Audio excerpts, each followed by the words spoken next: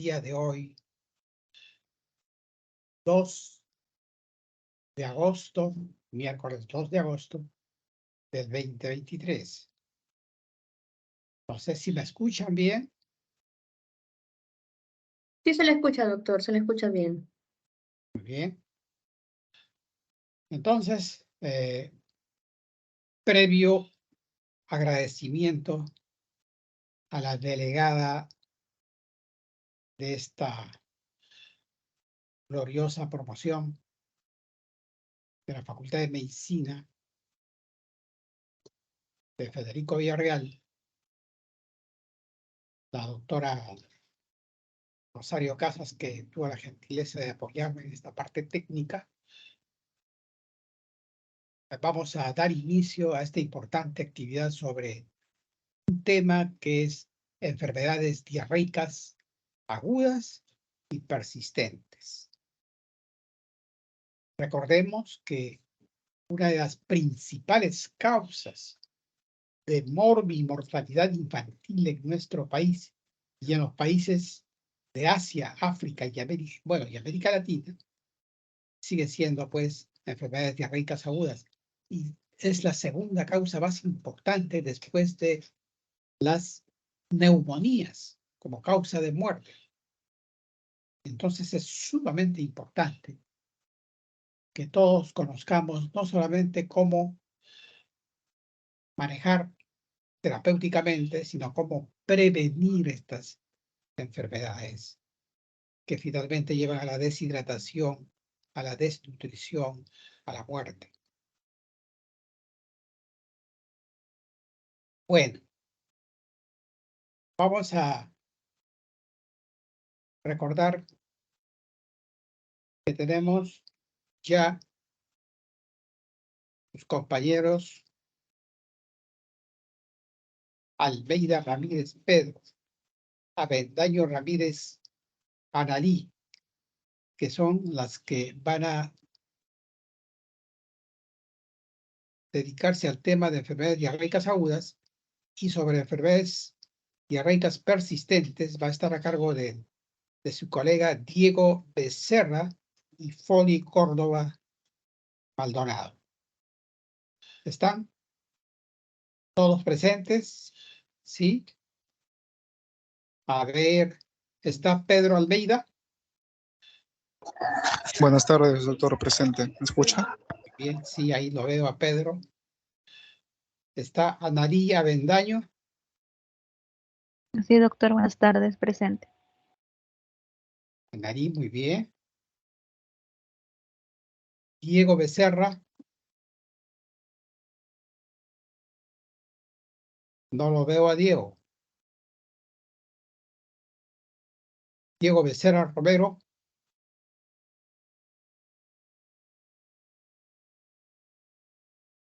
Bueno. Foli Córdoba. Presente, doctor. Buenos días. Foli Córdoba Avendaño, ¿no? No, Maldonado.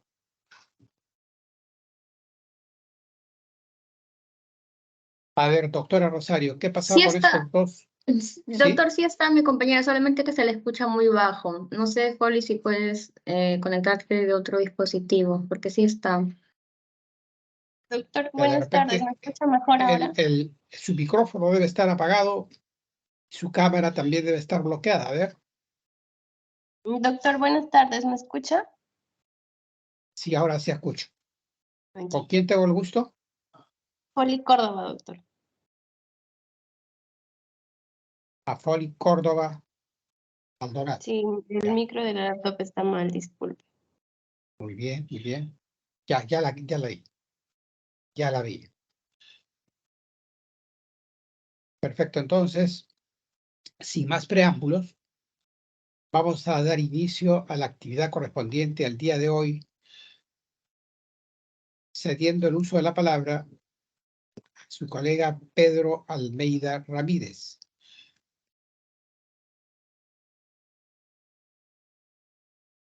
Puede ya hacer uso de la palabra.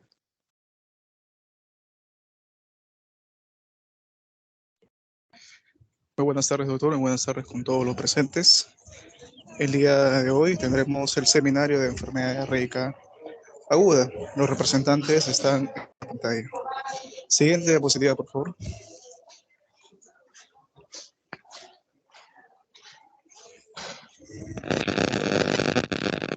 Bien, vamos a definir a la IDA, ¿no?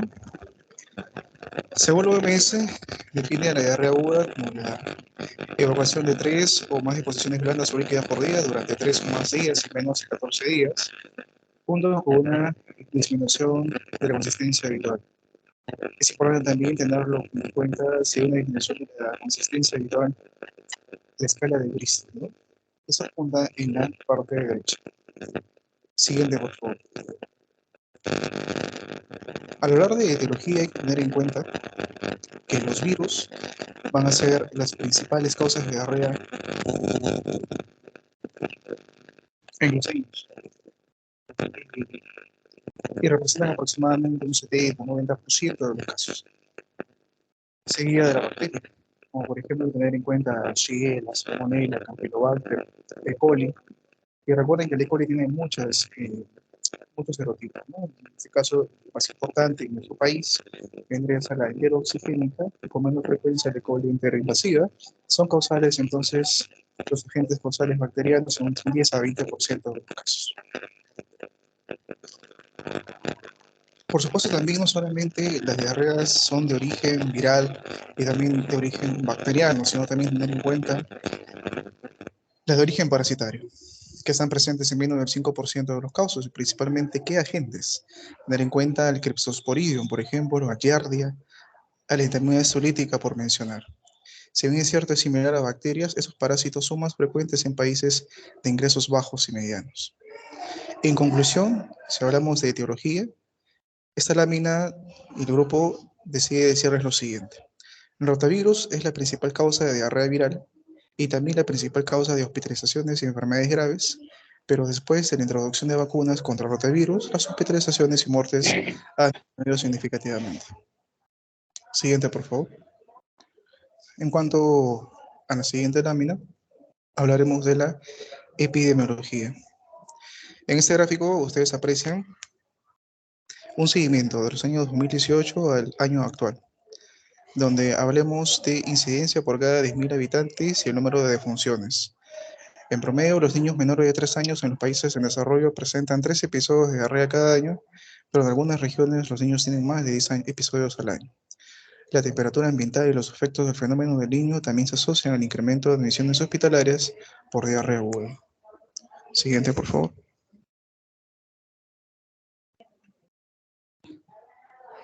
En este cuadro se observan las formas clínicas, tasas y fallecidos por según enfermedad diarreica. Hablamos de enfermedad diarreica acuosa y la disentérica. Vemos los departamentos subrayados en rojo, resaltados en rojo, con mayor cantidad de fallecidos. Lima con 5 fallecidos, Loreto con 11 fallecidos, Junín con 5 y Pasco con 3. La tasa de incidencia acumulada en el Perú fue de 204,3 casos por 10.000 habitantes. De total de enfermedad diarreica aguda, el 98,54% de los casos fueron EDA acuosa y el 1,46% son EDAs disentéricas. Se reportaron 41 muertes por EDA. Siguiente, por favor. Distribución de episodios de EDA por grupo de edad en el Perú 2023. Menores a 1 año, en este caso, de 1 a 4 años y mayores a 5 años son los parámetros. Vemos que los niños mayores de 5 años fueron más recurrentes, ¿no? Más incidentes. En conclusión, la razón acumulada fueron altas en los grupos de edad de mayor o iguales de 5 años y menores de 1 año. He de agregar también lo siguiente, ¿no? La enfermedad diarreica aguda es prevenible, ¿no? Es tratable, y sin embargo aún constituye un gran problema de salud pública en los países en vías de desarrollo. Es una enfermedad generalmente autolimitada que obedece a múltiples etiologías. En el Perú es una causa, bueno, la EDA es una causa importante de morbilidad, de mortalidad de niñas y niños menores de 5 años, principalmente por el tema de la deshidratación. por supuesto, y contribuye a mantener altas tasas de desnutrición en este grupo de edad, ¿no? A menor edad de la niña o el niño, epidemiológicamente hablando, entonces hay mayor probabilidad de presentar diarrea, siendo esta de mayor intensidad y con mayores posibilidades de producir deshidratación, en conclusión. Es importante también mencionar y agregar que la diarrea es más frecuente en el área rural que en el área urbana. Si hablamos de costa, sierra y selva, mayor frecuentemente la idea es en selva, seguido de sierra y seguido de costa.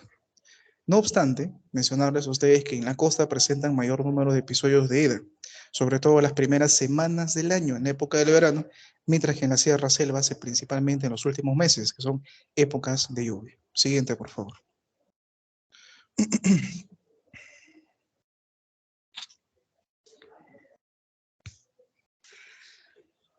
Bien, fisiopatología.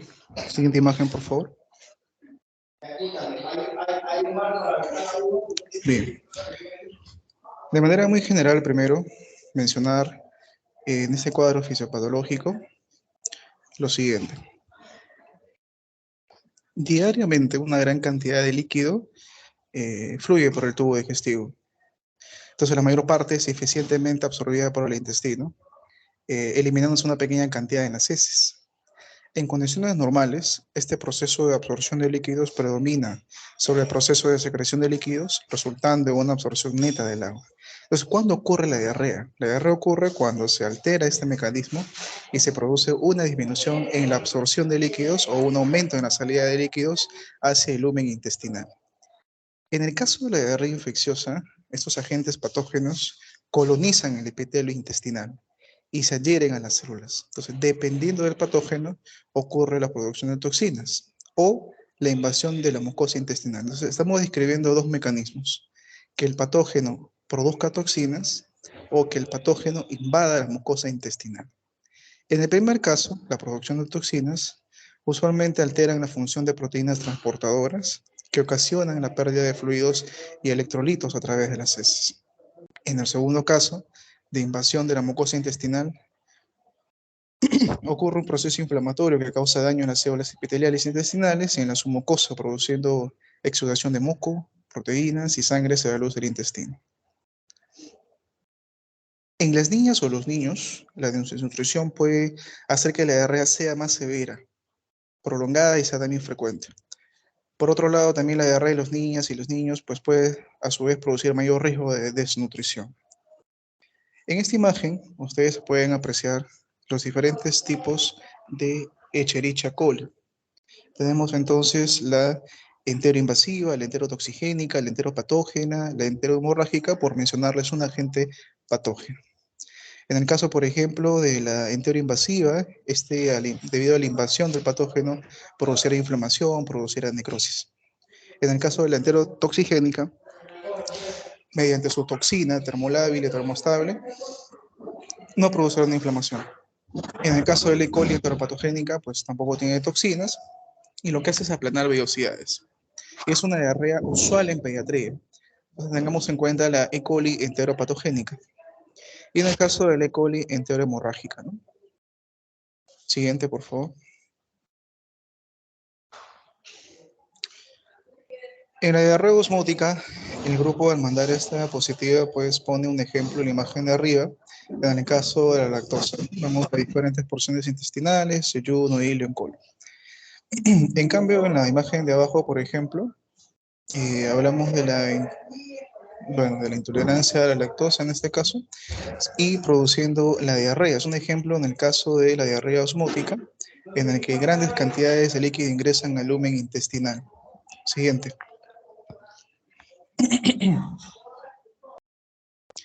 La diarrea secretora, ¿no? Por ejemplo, Shigella, Salmonella, en la que mediante canales de aquaporina o canales de iones electrolíticos, el agua también ingresa al lumen intestinal, por lo tanto es una diarrea inducida por bacterias. En conclusión, en cuanto a la fisiopatología, entonces, consideremos que frente a un proceso infeccioso aumenta el catabolismo proteico. En consecuencia, la diarrea es una importante causa de desnutrición, siendo las niñas y los niños desnutridos más propensos a enfermarse. Muy bien, sería todo por mi parte de la exposición. Le doy el pase a mi Muy siguiente bien, compañero. antes de seguir adelante, vamos a hacer solamente una acotación a lo expuesto por el doctor Almeida, ¿no? Lo referente a los agentes etiológicos de las enfermedades diarreicas agudas, los agentes virales son importantes. Uno de los más importantes hasta hace algunos años fue rotavirus. Pero afortunadamente, por lo que se está trabajando bastante con las vacunas contra rotavirus, en el momento actual el virus que con mayor frecuencia se encuentra como agente etiológico viral es el norovirus. El norovirus. Quería solamente hacer esa acotación. Y todo lo demás, agentes etiológicos, ya tal como se ha expresado, son pues causantes de diarreas que pueden ser acuosas, pueden ser disentéricas, ¿no? El agente etiológico más comúnmente productor de diarrea disentérica es la Shigella.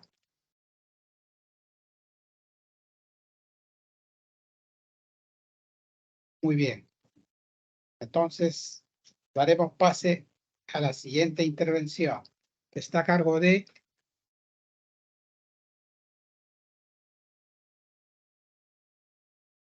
Sí, doctor. Analí. Continuando con... Sí, doctor. Analía Bendayo. Sí, doctor. Muy bien. Adelante, doctor. Gracias, doctor. Continuando con la exposición. En cuanto al cuadro clínico, el rasgo característico es el cambio en la consistencia y el aumento de las deposiciones. Pueden aparecer también fiebre, vómitos, dolor abdominal, síntomas respiratorios y signos de la afectación del sistema nervioso central. Bueno, los vómitos y los síntomas respiratorios están asociados a etiología viral y las infecciones por rotavirus van a producir una sintomatología más intensa, un mayor número de vómitos y un mayor caso de deshidratación que otros virus. Bueno, los signos de etiología bacterianas va a ser fiebre mayor a 40 grados, aparición de sangre en las heces, dolor abdominal intenso y también signos de afectación del sistema nervioso central, que está la irritabilidad, decaimiento, convulsiones. Bueno, siguiente, por favor. En la clasificación según su grado de deshidratación, según la OMS, lo clasifica en 3 grupos y son niños sin deshidratación o mínima deshidratación, que esto es un menor de 3% de pérdida de peso corporal, con deshidratación moderada es de 3 a 9% de pérdida de peso y con deshidratación grave mayor a 9% de pérdida de peso. Bueno, aquí la forma de diagnosticar y medir el grado de deshidratación va a ser la pérdida de peso, pero no es posible en algunos casos, ya que no se conoce el peso antes del inicio de este cuadro. Entonces, se debe medir el grado de deshidratación a través de la anamnesis y la exploración física.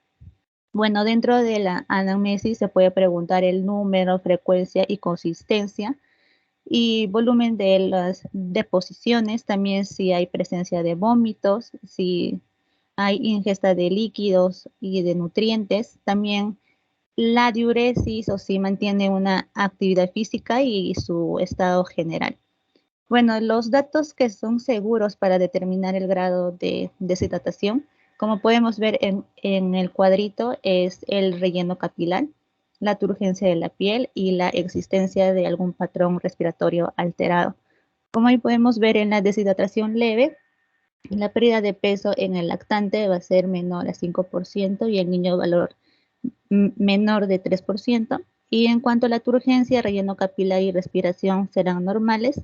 En deshidratación moderada, en lactante será de 5 a 10%, en niños mayor de 3 a 9%, la turgencia va a estar disminuida, el relleno capilar lento y la respiración normal o taquirdia. Y en la deshidratación grave, en el lactante el pérdida de peso va a ser mayor a 10%, en un niño mayor va a ser mayor a 9%. y la turgencia cutánea ha disminuido, el relleno capilar lento y la respiración va a ser profunda o taquipnea. Bueno, también hay otros signos clínicos que se pueden valorar, que es el frío de las extremidades, ausencia de lágrimas con el llanto, pulso débil, también las mucosas secas, los ojos hundidos y la fontanela deprimida. Siguiente, por favor.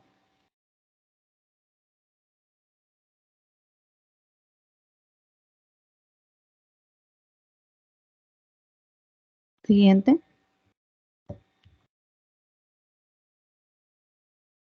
Ya. En la escala de deshidratación clínica según la CDS, esta escala tiene absoluta utilidad cuando se estratifica a un niño de 1 a 36 meses. Bueno, las categorías es, por ejemplo, si es igual a 0, es sin deshidratación menor a 3%. Si la puntuación es de 1 a 4, es un cierto grado de 3 al 6%, y si la puntuación es de 5 a 8, puede ser moderada o grave, mayor o igual al 6%. Entonces, tendremos que cualquier niño estratificado entre el 5 al 8 tendrá una deshidratación mayor o igual del 6% de la pérdida del peso corporal y va a requerir aporte de agua.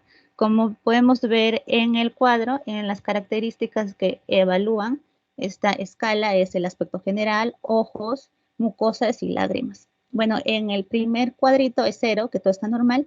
En el segundo, que es el 1, en aspecto general, puede estar sediento, inquieto o letárgico, pero irritable cuando se le toca, los ojos hundidos, membrana de mucosas secas, lágrimas disminuido.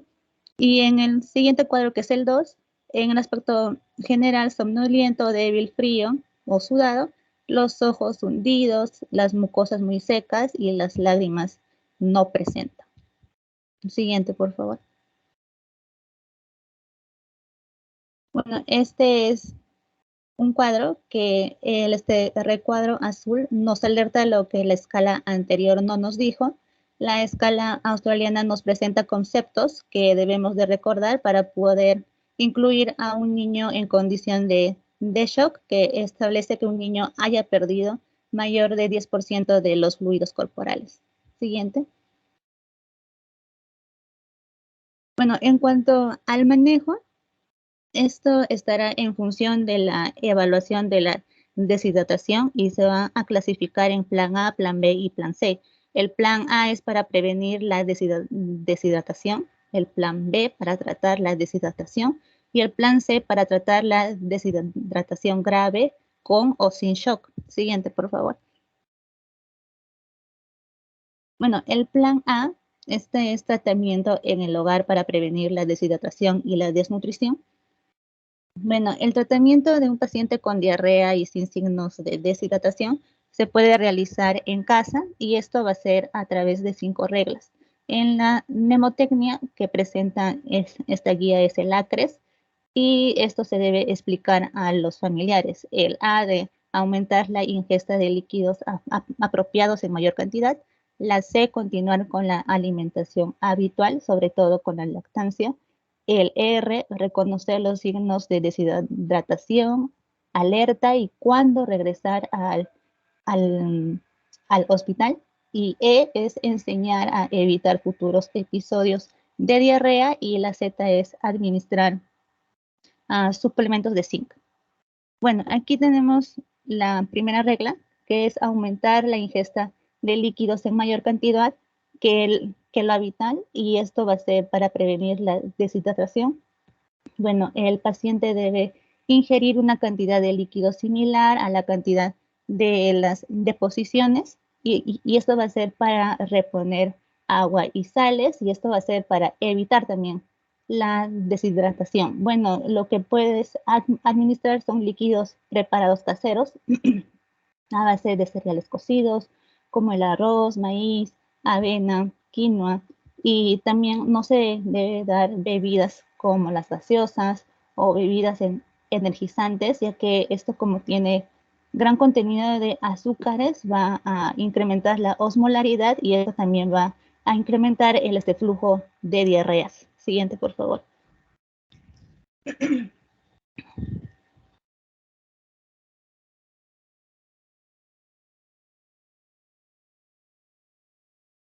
Bueno, los líquidos caseros deben satisfacer ciertos requerimientos y estos deben ser seguros, que tengan que se deban de evitar alto contenido de azúcar, que sean fáciles de preparar, que sean aceptables y eficaces, que deban contener carbohidratos, proteínas y también sal. Siguiente.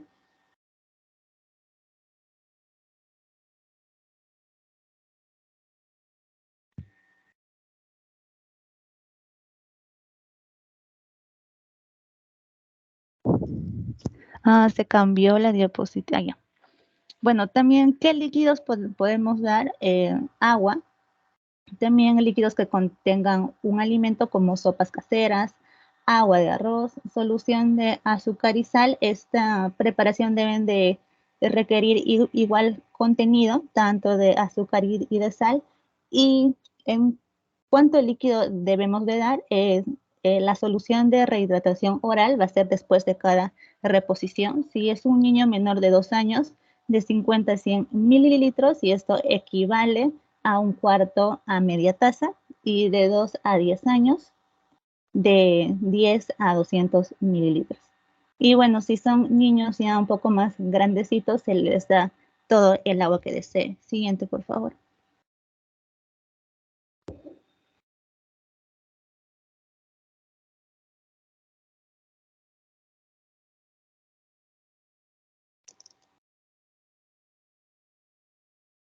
Cambio de diapositiva. Ya, sí. Ya, bueno, en la regla 2 es administración de zinc. Bueno, se recomienda como coayudante en el manejo de todas las enfermedades diarreicas, y esto van a ser en pacientes mayores de 6 hasta los 59 meses, y se ha demostrado que va a tener una reducción y una severidad de la diarrea. Bueno, también va a disminuir la incidencia de 2 a 3 meses siguientes. Entonces, los niños menores de 6 meses deben recibir 10 miligramos diarios de zinc, y los niños mayores a 6 meses, 20 miligramos diarios. Y esto va a ser durante 10 a 14 días. ¿Qué le puedo servir? Bueno, en el caso de que el paciente se encuentre tomando algún suplemento de hierro o antibiótico, deberá indicar 4 horas antes o 4 horas después. En la regla 3 es continuar con la alimentación habitual para prevenir la desnutrición. Entonces, la alimentación constante durante el episodio de diarrea, y esto va a facilitar la recuperación de la función intestinal, mejorando la capacidad de digestión y absorción de nutrientes. Siguiente, por favor. Sí. Para que lo vacunen, como él ya va a cumplir 10 años para lo de la varicela. Sí, la Recuerda que le Bueno, dije, ¿qué alimentos dar? Los pacientes lactantes deben continuar la lactancia materna. Los bebés que no reciben leche materna deben de incluir la fórmula al menos cada 3 horas. Si el niño es mayor de 6 meses, debe seguir con las ingestas de cereales, vegetales y otros alimentos además de la leche. ¿Cuánto alimento y con qué frecuencia? Se debe dar cada 3 a 4 horas, y esto es cada 6 veces al día. Y bueno, se debe de empezar con las comidas pequeñas y que sean mayor toleradas. Siguiente, por favor.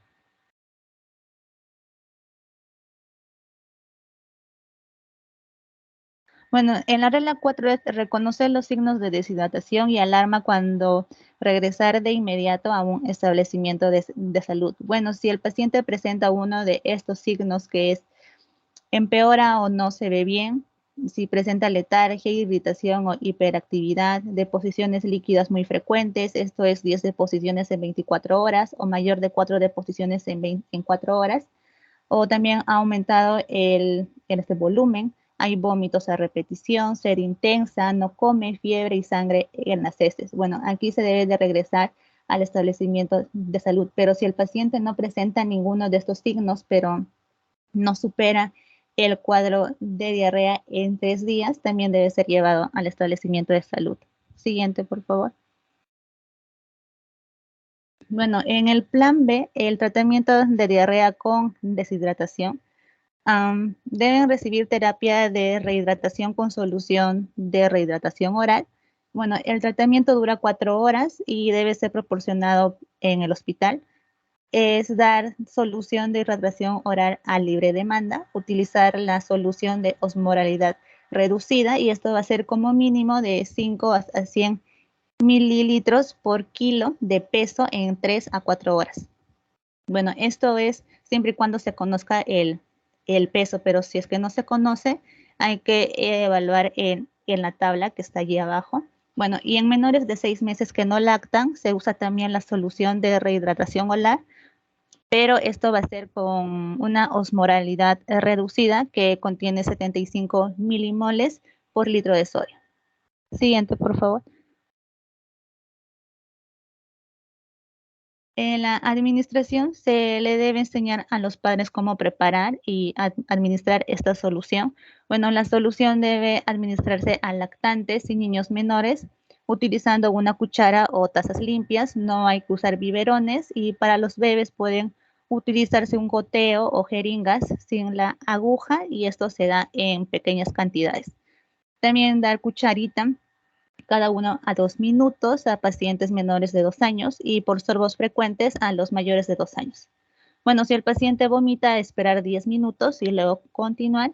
Si se presenta edema palpebral, suspender la administración de la solución y dar leche materna o agua y los otros alimentos. Siguiente, por favor.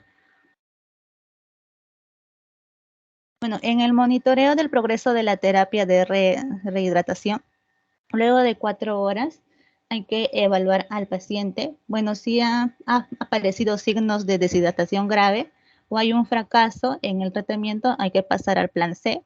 Si continúa con signos de deshidratación, y bueno, hay que continuar con el plan B y por 2 horas más y hay que reevaluar nuevamente. Si no hay ningún signo de deshidratación, hay que dar de alta y usar el plan A. Siguiente, por favor.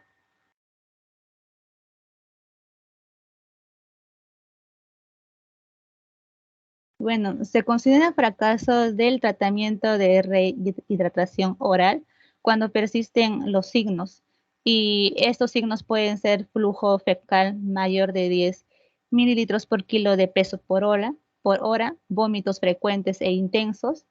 Estos van a ser 3 o más vómitos por hora, a 5 o más vómitos en 4 horas, también un balance hídrico negativo, ingesta insuficiente de solución, debido a que el niño presenta fatiga o letargia, no acepta la solución, hay una distensión abdominal o ausencia de los ruidos hidroaéreos. Si luego de las 6 horas persiste con la deshidratación, también esto es otro signo de alarma y también si es que presenta oliguria o anuria. Bueno, para dar un tratamiento más adecuado en estos casos, se debería de usar una sonda nasogástrica y administrar también la solución oral de 50 a 100 miligramos por kilo en 4 horas. Y esto va a ser en forma de goteo o también recibir hidratación intravenosa. Bueno, en niños que presentan distensión abdominal con hilio paralítico, se debe hacer una rehidratación intravenosa hasta que disminuya la diarrea, pero no se recomienda el uso de antieméticos. Siguiente, por favor.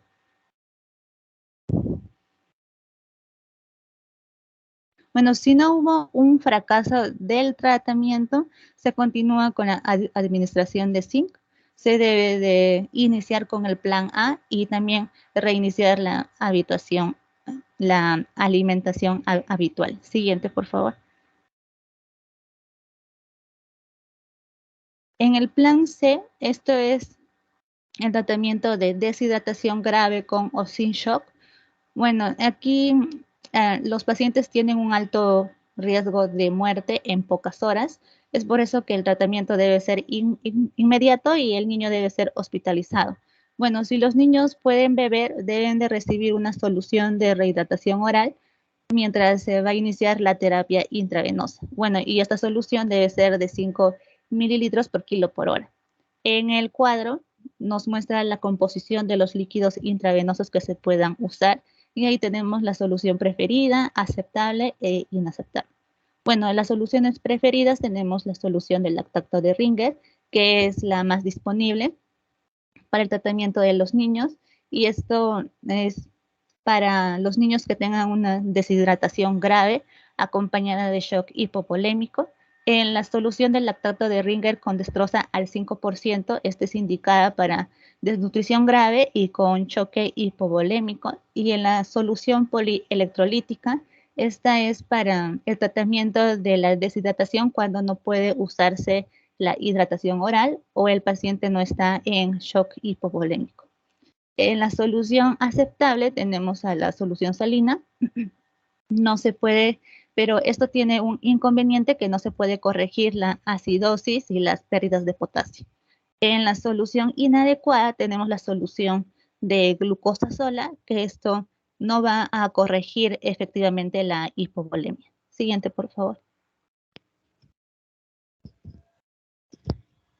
En las técnicas de infusión, bueno, aquí, como se sabe que solamente se van a hacerlo las personas entrenadas, las agujas, los catéteres y los líquidos deben ser estériles. La terapia intravenosa debe de aplicar a una vena adecuada.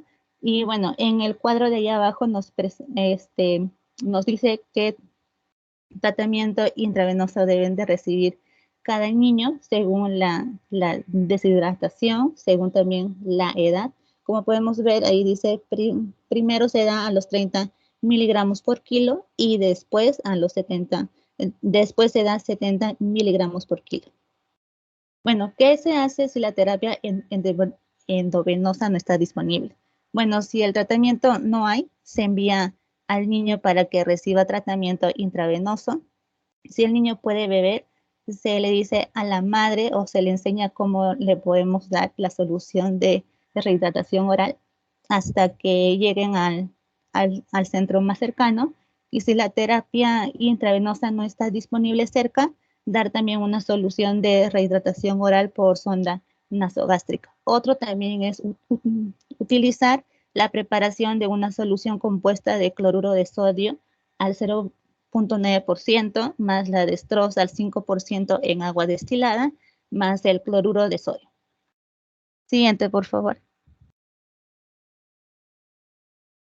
Bueno, este es un cuadro resumen de cómo evaluar el estado de hidratación. En este caso es en el plan C, que es una deshidratación grave.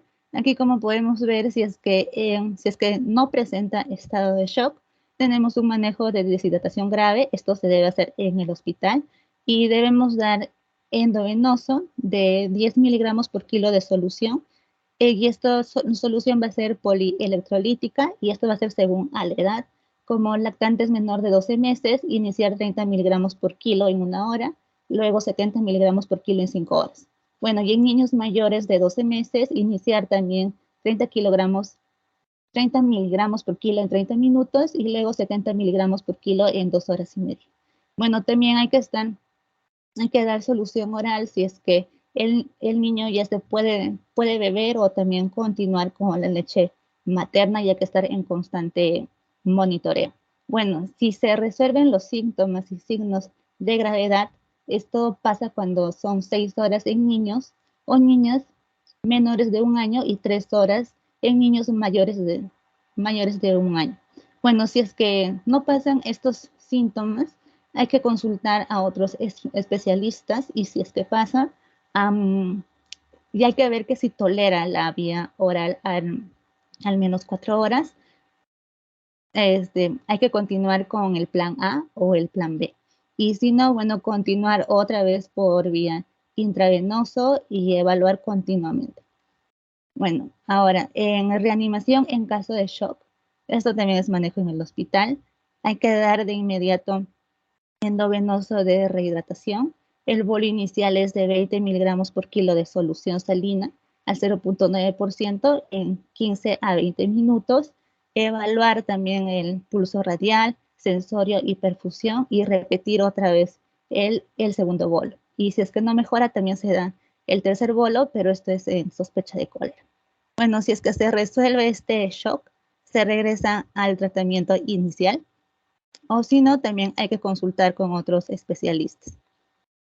Bueno, aquí también es necesario la evaluación clínica, y el balance de electrolitos constantes y se debe realizar por lo menos cada hora para ver si la hidratación está mejorando.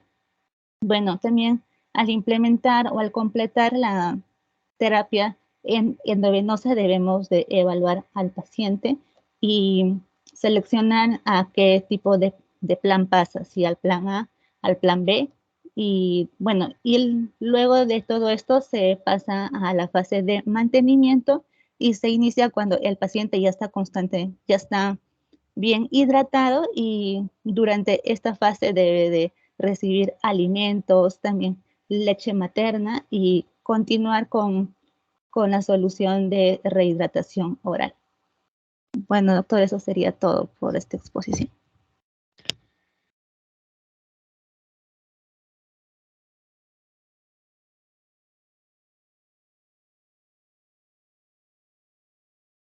Espérate, el doctor está con el micro apagado.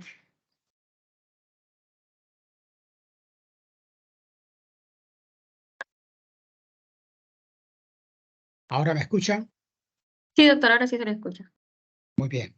Decía que tengo que felicitar a los expositores de este importante tema que se han preocupado por averiguar fuentes bibliográficas de antaño y recientes, ¿no?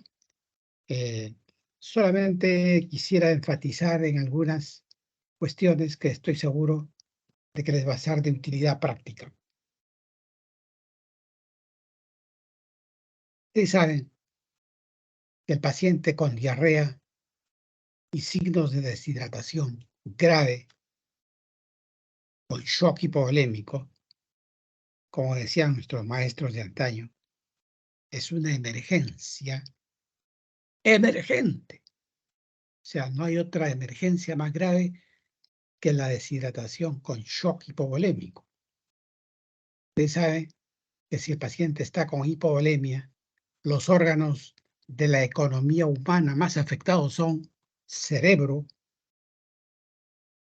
corazón, riñones, pulmones. Si es que no se restaura rápidamente la volemia, esos son los órganos más afectados. Las neuronas funcionan en base a oxígeno, glucosa. El paciente deshidratado está hipóxico, hipoglicémico, ¿no? Entonces es necesario reponer rápidamente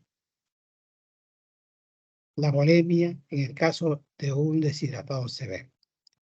Y para hacer el diagnóstico de deshidratación severa o cualquier grado de deshidratación, recuerden ustedes las 3 S. Primera S, ¿cómo es el sensorio? Si el sensorio está alterado, al inicio de la deshidratación el sensorio se altera, el paciente está irritable.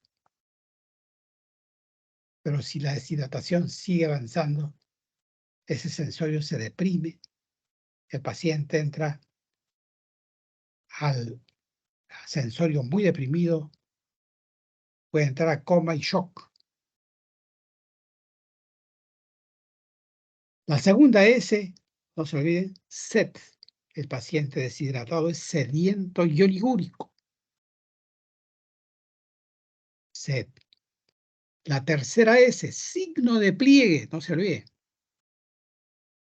Lo normal es que cuando uno coge la piel del abdomen, la piel tiene que, la arruga de la piel tiene que desaparecer de inmediato. Ese signo se llama signo de pliegue negativo. Pero si permanece arrugada la piel hasta 2 segundos, ese signo de pliegue es un signo de pliegue positivo. Y estamos frente a un deshidratado leve o moderado. Si el signo de pliegue persiste más de 2 segundos arrugado, estamos probablemente frente a un paciente con shock hipovolémico. Es deshidratación severa. Entonces, repito, sensorio, sed, signo de pliegue. Ahora, hay diferentes maneras de sacarlo del shock a un paciente. Esto no se aprende escuchando, viviendo, sino practicando. Eso tienen que practicar ustedes en las emergencias de los hospitales donde les toque hacer guardias. Ustedes tienen que saber canalizar vena, en primer lugar, es fundamental. Las venas más accesibles son las venas del dorso de la mano, la flexura del codo, la vena pretibial anterior, ¿no? Entonces, hay que sacarlo del shock primero, y tal como lo ha expresado la doctora Foley, hay que descolapsar el vaso sanguíneo en primer lugar. Con una jeringa de 20 centímetros se puede administrar una solución salina fisiológica o una solución polielectrolítica estándar, la que tengan ustedes a la mano, y luego se va incluyendo rápidamente la solución por vía intravenosa hasta que se descolapsa, porque está colapsado el paciente. Si ustedes colocan el suero y abren, no va a gotear porque está colapsado, la vena está apachurrada, no permite el ingreso del suero. Primero hay que descolapsar. Bien. Y por supuesto que la rehidratación intravenosa se debe colocar y el paciente de manera espectacular recupera su sensorio poco a poco. A veces en los siguientes minutos de la siguiente hora ya el paciente se despierta. Y podemos probar tolerancia por vía oral. O sea, hacer la rehidratación que yo llamo rehidratación mixta, tanto intravenoso como por vía oral. El paciente va tolerando poco a poco con sumo cuidado. Y si es que tolera bien la vía oral, ya se puede pasar del plan C al plan B de tratamiento, o sea, terapia de rehidratación oral. Y del plan B al plan A, o sea, terapia de rehidratación en casa. O sea, manejo de la diarrea en el hogar. Todo esto ha sido ideado por colegas pediatras expertos en la Organización Mundial de la Salud para establecer el llamado Plan A, B y C de tratamiento. Plan A para aquellos pacientes con diarrea sin signos de deshidratación. Manejo de la diarrea en el hogar se llama eso, ¿no? Y tal como lo he expresado, recordar el ACRE, ACRE. A que significa aumentar la ingesta de líquidos disponibles en el hogar. Puede ser agua de té, agua de anís, calditos, en fin. Pero lo que no se debe dar, son líquidos disponibles en el hogar, son las gaseosas, por ejemplo. No. ¿Por qué no las gaseosas? ¿Por qué? Porque las gaseosas tienen una altísima osmolaridad.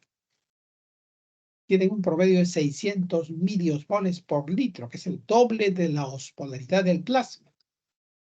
Si yo coloco una solución hiperosmolar en el lumen intestinal, lo que voy a conseguir es que absorba más agua por ósmosis y el paciente que no está deshidratado se deshidrata y el que ya está deshidratado agrava su deshidratación preexistente.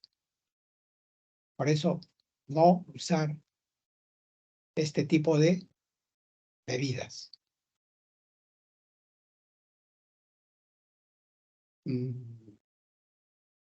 Bueno, estoy recordando algo que a mí me enseñaron hace muchos años. Había aprendido todos estos datos por gente experta en Ginebra. Ellos ya hace mucho tiempo, bueno, nos habían enseñado no uso de gaseosas. Por esas circunstancias del destino, yo estaba llena de nuestro ex hospital del niño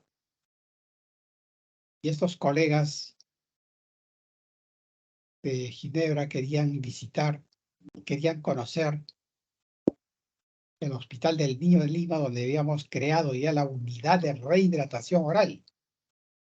Ellos querían conocer esto porque ya teníamos trabajos de investigación también allí en ese centro. Y fue ejemplo para otros países. Me visitó uno de los colegas y me dijo que demostrara otros servicios también del hospital.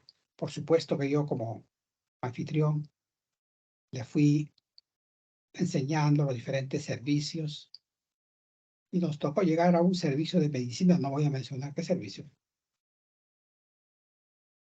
Y llamó la atención de que allí en la mesa de noche había una tremenda Coca-Cola allí, al costado del paciente.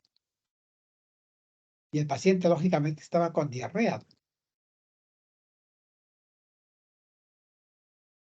El colega, el doctor que era mi profesor, me dijo, me miró a mí y miró la Coca-Cola y me dijo, "What happened? ¿Qué pasó?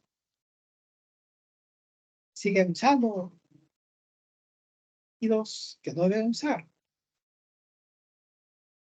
Entonces, bueno, yo le dije que, bueno, los cambios se hacen de manera progresiva. Todavía algunos colegas no lo entienden bien y a veces siguen usando esto, pero esto poco a poco va a ir desapareciendo, no se preocupe, doctor. Por eso es que hay que tener sumo cuidado. Bueno, no sé si tienen preguntas, los colegas que están participando en esta reunión, algunas preguntas o comentarios adicionales.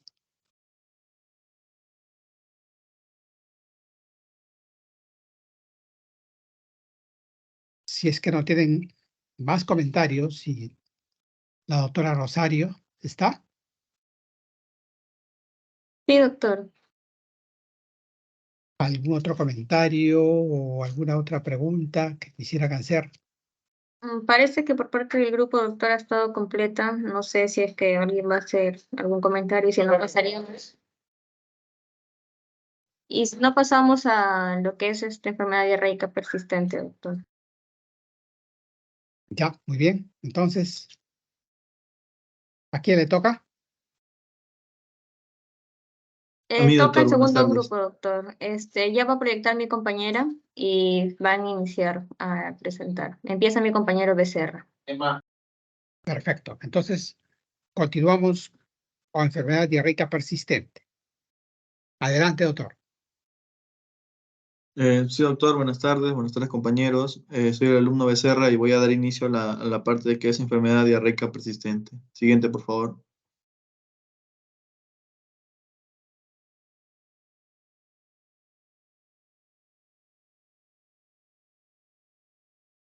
Bien, con respecto a la definición, bueno, una parte introductoria, sabemos que la diarrea persistente se define como heces blandas o acuosas que ocurren al menos 3 veces al día, ¿no? Durante 14 días o más, donde el cambio en la consistencia de las heces es más importante que la frecuencia de las mismas, ¿no? Y esto generalmente se traduce en un volumen de heces de más de 10 gramos por kilo por día, en bebés y niños pequeños, ¿no? O más de 200 gramos por día en niños mayores. Y con respecto a sus causas, bueno, la mayoría de los casos de diarrea persistente son básicamente causados por una combinación de infecciones entéricas, desnutrición y deterioro de la inmunidad, ¿no? Siguiente, por favor. Siguiente.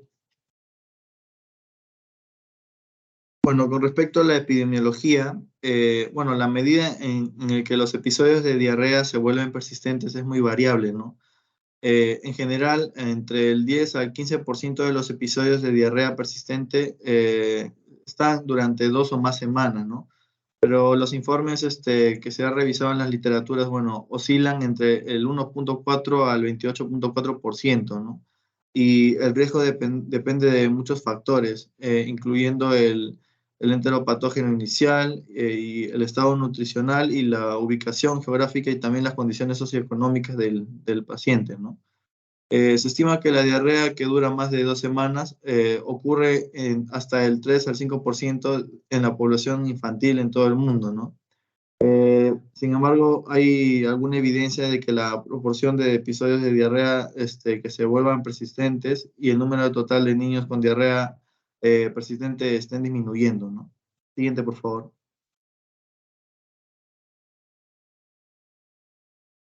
Bien, con respecto a los factores de riesgo, existen 2 factores cuyos papeles en la génesis de la enfermedad son predominantes, ¿no?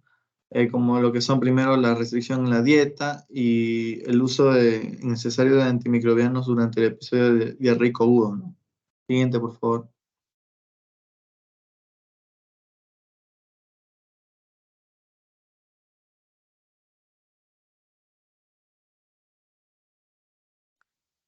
Y bueno, con respecto a los enteropatógenos que podemos encontrar, bueno, a nivel de microorganismos podemos encontrar lo que es la Escherichia coli, la Salmonella, que bueno, básicamente juegan un papel causante, ¿no? Coexistente o simplemente hay una complicación de la enfermedad.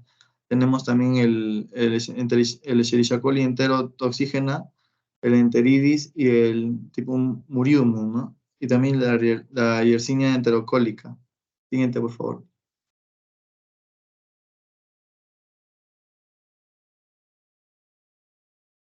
Y bueno, con respecto a parásitos, pues tenemos la Entamoeba histolítica, la Balantidium hominis, principalmente, y la blastocitis, ¿no?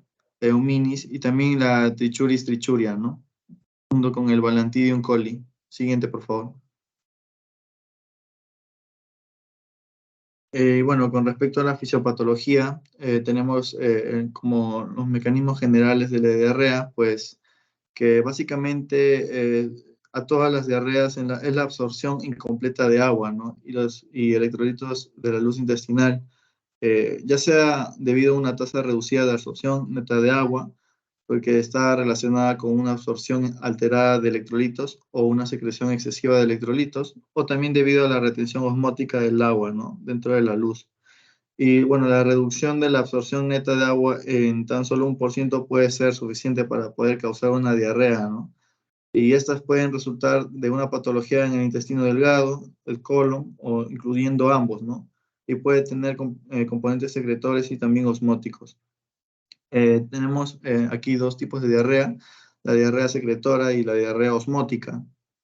En la diarrea secretora, pues, ocurre cuando los patógenos producen toxinas que estimulan la secreción de iones, ¿no? de cloruro en el intestino delgado y con el movimiento concomitante del líquido hacia la luz intestinal que abruma la capacidad de absorción del colon, ¿no? Por ejemplo, el cólera, las infecciones por Escherichia coli y en cuanto a diarrea osmótica, pues ocurre cuando los nutrientes no absorbidos, como los carbohidratos y los azúcares, o también los medicamentos osmóticamente activos, ¿no? Provocan una gradiente osmótica que atrae agua hacia la luz intestinal. Y bueno, es el mecanismo más común, ¿no? De diarrea infecciosa aguda y persistente. Y esto puede ocurrir en el intestino delgado o grueso también. Y bueno, este tipo de diarrea generalmente se exacerba con la ingestión de carbohidratos o azúcares, ¿no? Y las heces pueden ser ácidas y contener sustancias reductoras. Siguiente, por favor.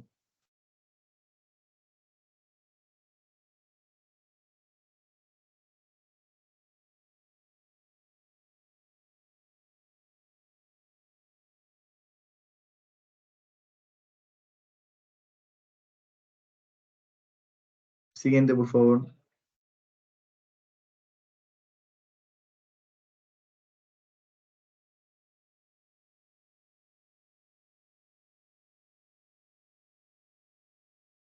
Y bueno, con respecto a la diarrea persistente, bueno, es desencadenado por infecciones entéricas, pero la condición se perpetúa por otros factores, ¿no?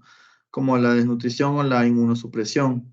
En primer lugar, el agente infeccioso original puede ser particularmente virulento y difícil de eliminar, ¿no?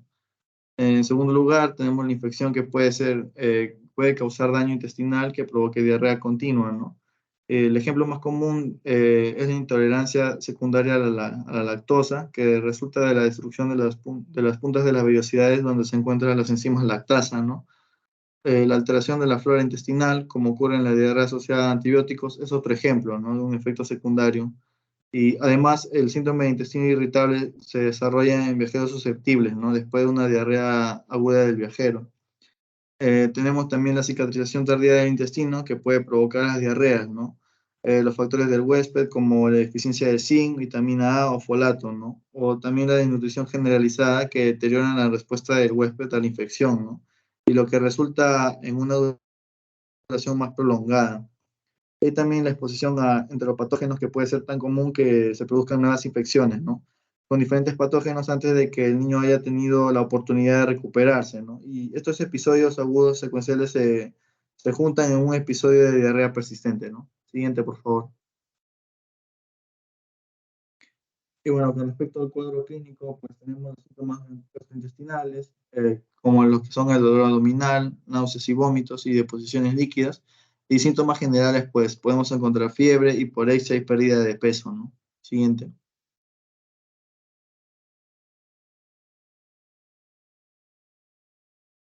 Y bueno, con respecto a signos de alarma, pues en heces podemos encontrar sangre, moco y heces nocturnas. Y signos y síntomas asociados, pues podemos encontrar edema, deshidratación, artritis y lesión perianal, ¿no? Como fístulas o fístulas refractarias. Siguiente, por favor.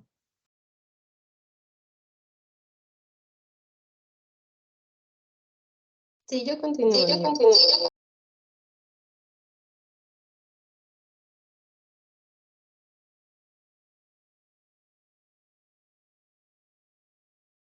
¿Se me escucha bien, doctor? Buenas tardes. Bien, Sí, sí se te escucha, Foli. gracias. Bien, continuando con el... Perdón.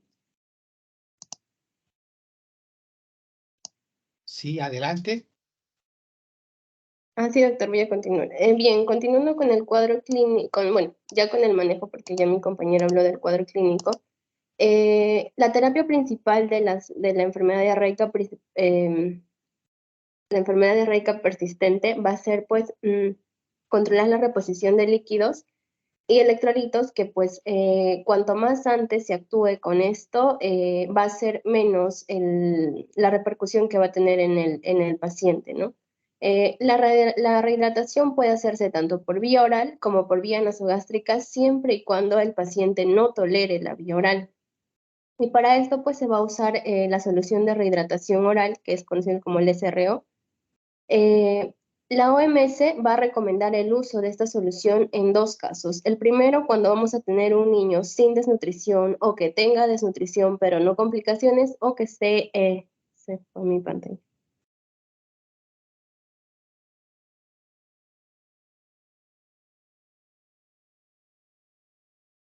Sí, doctor, un minuto, estoy teniendo problemas con la presentación.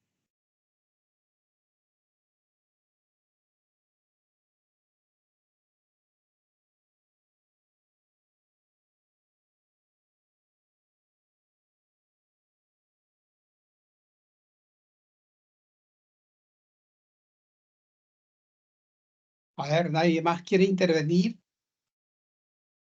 Sí, doctor, ahorita voy a presentar, solo que mi laptop se ha colgado y estoy ahorita solamente con el celular. Oh, ya. Con tranquilidad, Foli, no se preocupe.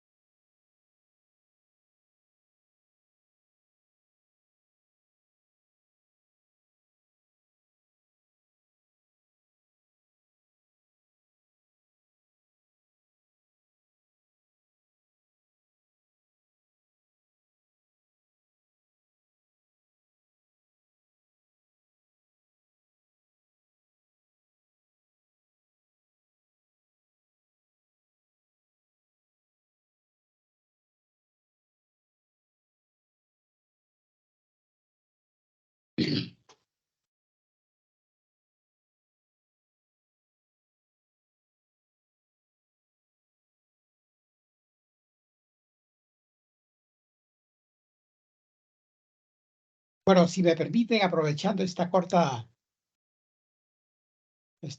desenlace, yo quería hacerles un breve comentario sobre lo referente a esto de las diarreas, sobre todo de las diarreas persistentes. Son un problema de salud pública realmente, que afecta no solamente a las zonas urbanas, sino fundamentalmente a las zonas rurales, urbano-marginales y altoandinas. Y miren ustedes, yo quisiera un poquito conjugar qué hacemos nosotros para disminuir estas altas tasas de mortalidad por una causa que puede ser prevenible.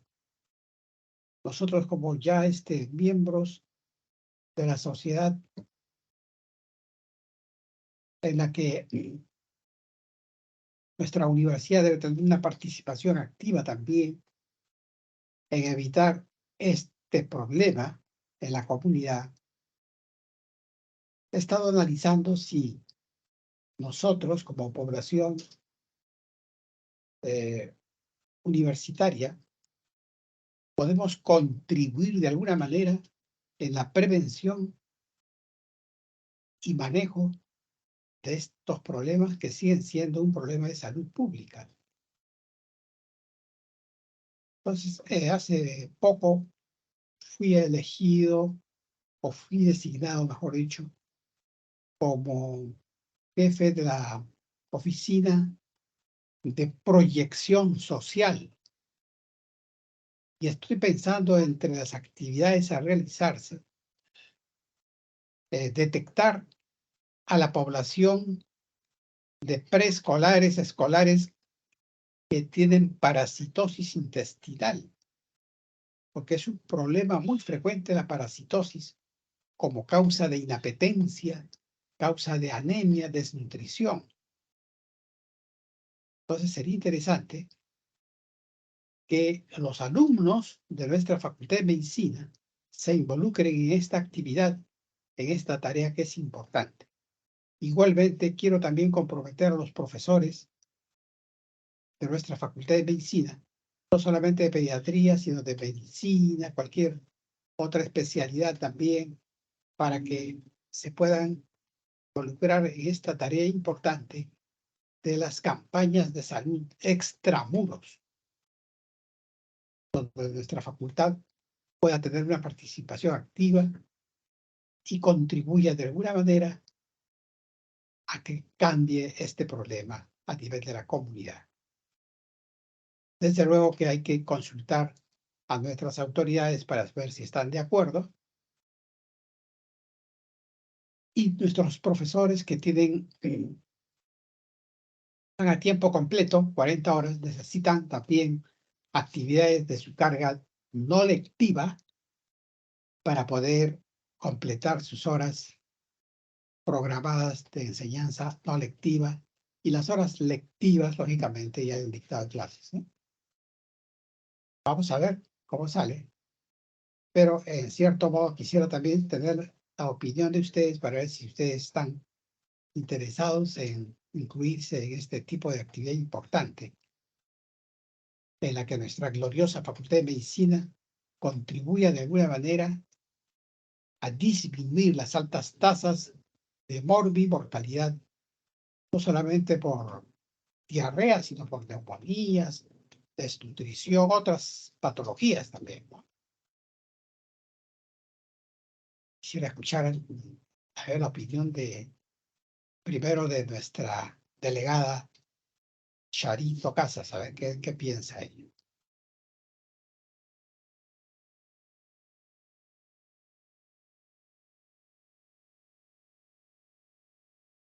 No sé si lograron escucharme. Sí, doctor, solamente que estaba proyectando, perdón.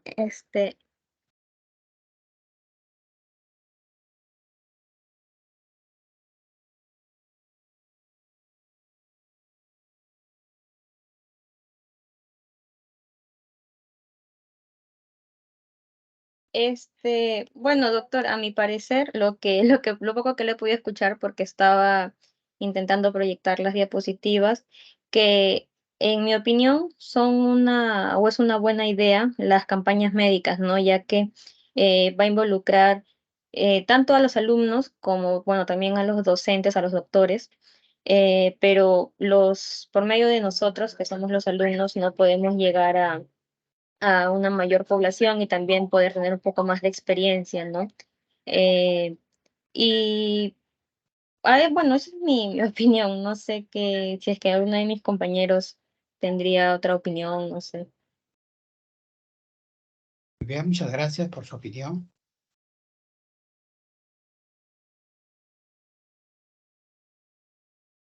Desde luego que ustedes participarían como colaboradores, ¿no? Porque todavía no pueden, ¿no? Mientras no tengan el título, no pueden todavía extender recetas, sino estar al costado de su profesor, ¿no? De las diferentes especialidades, ginecobstetricia, pediatría, medicina, dermato, oftalmo, etcétera, etcétera. Es para adquirir experiencia, sobre todo es importante.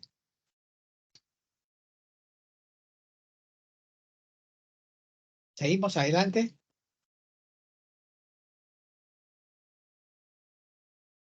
Sí, doctor. A ver, voy a continuar. ¿Se me escucha bien? Sí. Ya. Bien, como mencionaba, pues lo principal de cuando tenemos una diarrea persistente va a ser la rehidratación, ¿no? Es el paso principal que debemos cumplir. Esto pues va a estar basado en la reposición tanto de líquidos y electrolitos y pues es la intervención más temprana que vamos a realizar nosotros. La OMS va a recomendar el uso de la solución de rehidratación oral en 2 casos, en niños pues sin desnutrición o que tengan desnutrición sin complicaciones o que tengan cólera. Se va a recomendar el uso de la solución de rehidratación oral estándar de baja osmolaridad para pues tratar la diarrea. Esta solución va a tener pues 75 milimoles de glucosa por litro, 75 mil equivalentes de sodio por litro, 20 mil equivalentes de potasio por litro. Además pues va a tener una osmolaridad de 245 miliosmoles por litro. Ya en niños que van a tener desnutrición severa complicada, en este caso, pues el niño ya puede tener infección o puede tener alteraciones metabólicas, tal vez edema severo, o simplemente el niño no está comiendo. La OMS va a recomendar el uso del Resomal, que pues va a contener 125 milimoles de glucosa, 45 mil equivalentes por litro de sodio, 40 mil equivalentes por litro de potasio y va a tener una osmolaridad de 294 milosmoles por litro. Como vemos, la osmolaridad es mayor cuando tenemos una desnutrición severa que ya está complicada. En casos de que no contemos con este Resomal en la institución en la que estemos, se le puede añadir sacarosa y cloruro de potasio a esta solución, a la solución de rehidratación oral que es usada con un estándar de baja osmolaridad, ¿no? Siguiente, por favor. En casos que en caso de que tengamos un niño que tenga deshidratación severa, que además de esto muestre signos de un shock hipovolémico, es también recomendable el uso de líquidos intravenosos. Ahora, en niños que puedan tener una desnutrición edematosa, es necesario controlar los líquidos intravasculares, pues porque esto puede aumentar el edema y también evitar los riesgos de insuficiencia cardíaca. Aquí tenemos un cuadro comparativo, 2 cuadros, donde pues vamos a ver, ¿no?, la concentración de sodio tanto en el Resomal como en la solución de rehidratación oral y también en la osmolaridad. Siguiente, por favor. Bien, luego de esto, la nutrición va a tener un papel importante en los casos de diarrea persistente. Una vez que ya el niño esté rehidratado, se debe iniciar con la alimentación oral. Los retrasos en esta alimentación pueden significar empeorar el cuadro del niño. La dieta debe iniciarse en pequeñas cantidades, pero deben ser frecuentes y generalmente se van a dividir en 8 tomas. Algunas veces es necesario que se use la sonda gástrica cuando pues el paciente no está tolerando la vía oral, ¿no? En el caso de la desnutrición grave, se incluye pues además de un aumento gradual del requerimiento calórico, también se le va a dar antibióticos de amplio espectro. Luego de que el paciente, pues por este lapso que tiene la diarrea persistente o mientras está en rehidratación, el paciente no consume o no come alimento, cuando se le empieza a dar el alimento, el paciente suele hacer el síndrome de realimentación, que pues va a estar caracterizado porque va a tener niveles muy bajos de fósforo. Entonces el tratamiento para esto va a ser brindar alimentos altos en fósforo. Ahora, la composición de la dieta que se le va a dar al paciente, generalmente pues se usa los alimentos que tenemos disponibles en el centro en el que estemos, y pues el fin es alcanzar las 150 kilocalorías por kilogramo por día, y de este total de calorías que vamos a tener, el 10% deben ser de proteínas.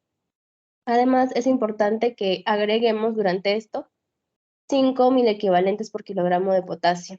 La diarrea persistente puede causar daños a nivel de la mucosa, lo que puede hacer pues que haya deficiencias secundarias a nivel de las disacaridasas, por lo que pues va a necesitar una dieta muy baja en lactosa y a veces también baja en carbohidratos. La dieta grasa en estos pacientes no está limitada, ¿no? Se le debe dar de manera normal. Siguiente, por favor.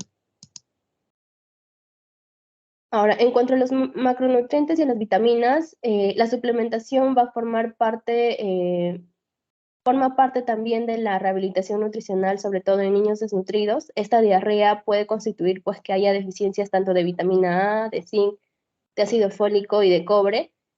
Y pues estas deficiencias va a afectar tanto al sistema inmunológico y también va a tener un efecto directo en la función y en la recuperación del intestino delgado. Eso sí, pues que la OMS va a recomendar suplementos de zinc para niños que van a tener diarrea, para bebés pues de hasta 6 meses de 10 miligramos por día, y para bebés y niños mayores de hasta 20 miligramos por día por 14 días.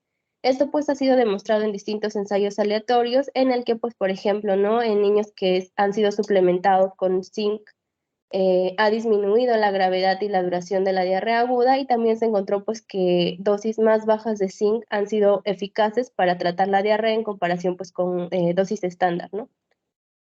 Ahora, en el 2019, la OMS agregó zinc a su lista de medicamentos esenciales para niños, donde pues aquí se va a recomendar folato, vitamina A, hierro, cobre, magnesio durante al menos 2 semanas. Siguiente, por favor.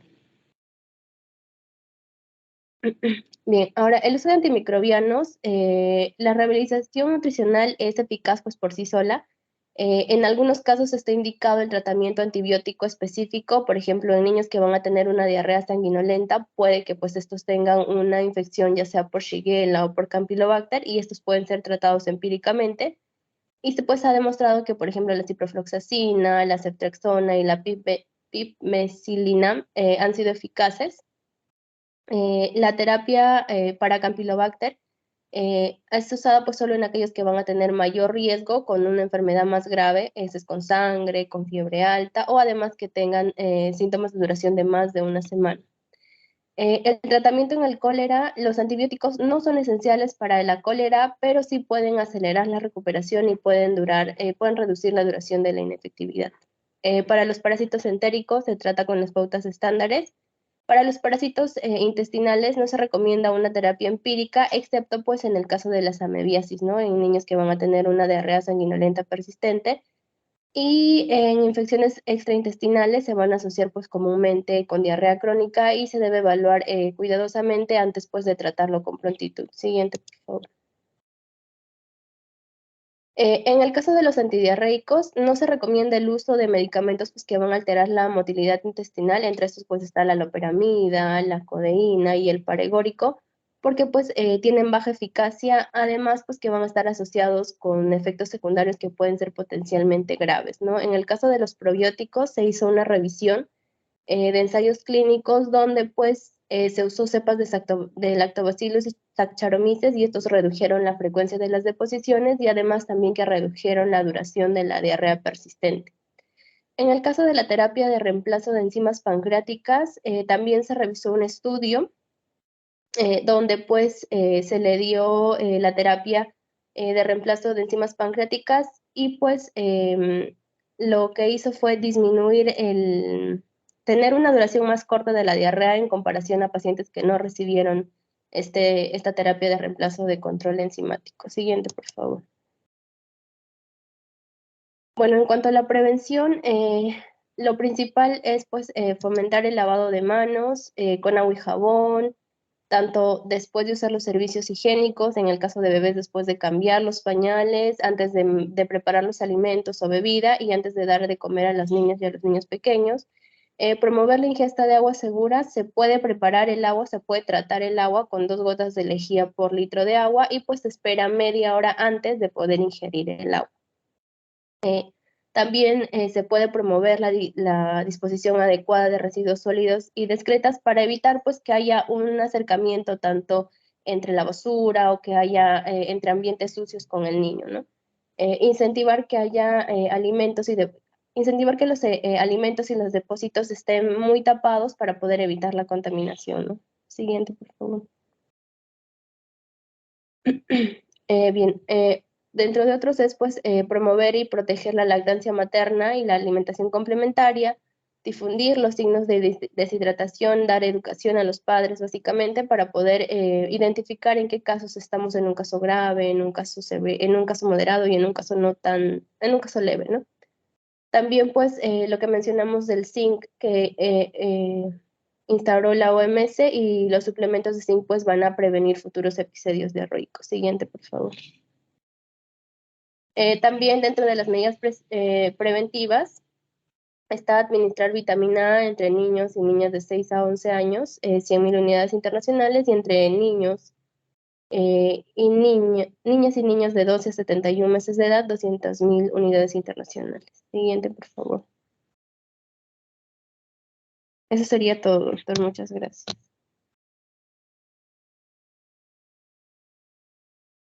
Muy bien.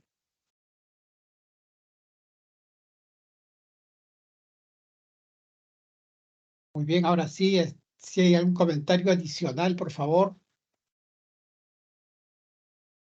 a los colegas participantes. Yo le voy a agradecer a Charito Casas que me envíe el listado completo de todos los participantes en este importante seminario, porque, claro, han tenido participación activa la gran mayoría. Recuerdo los rostros también de cada uno de los que están presentes allí. Vamos a tener que cumplir con lo que nos han señalado. Hay que colocarles un puntaje a cada uno de ustedes. Y para eso, por favor, antes de concluir esta reunión, quisiera